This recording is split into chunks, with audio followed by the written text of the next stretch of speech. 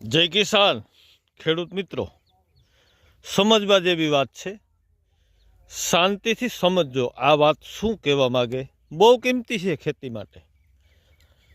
હવે ખેડૂતનું કર્જ માફ, આ એક મોટો મુદ્દો છે. ખેડૂતો માગી રહ્યા છે કે કર્જ માફી કરો. તો ખેડૂત કર્જમાં ગયા કેમ, એનું કારણ શું? તો 32 દેશોનું સમૂહ છે. 32 દેશોનું સમૂહ છે. એનું નામ છે EDPV. અને આ સમૂહ દ્વારા જાહેર કરવામાં આવ્યું. એના આંકડા તમને જણાવું, મારું કોઈ ઊભું કરેલું નથી.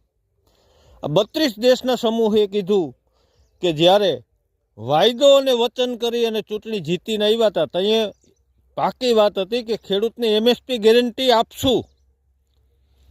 અને એ ભાઈએ પોતે જ આપણા વડાપ્રધાનને ચિઠ્ઠી લખી અને કીધું હતું, જેદી એ સત્તામાં નહોતા તેદી, કે MSP ગેરંટી આપો. બાદમાં એ સત્તામાં આવી ગયા તો MSP ગેરંટી ન આપી. પછી આ 32 દેશોએ એનો અહેવાલ જાહેર કર્યો કે ભારતના ખેડૂત માથે મોટો અન્યાય થાય છે.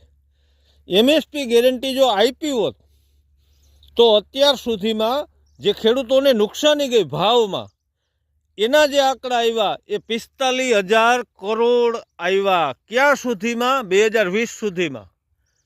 ત્યાર પછીના એ આગળના ભાગમાં હમણાં તમને જણાવું ખેડૂત મિત્રો. જય હિન્દ, જય કિસાન.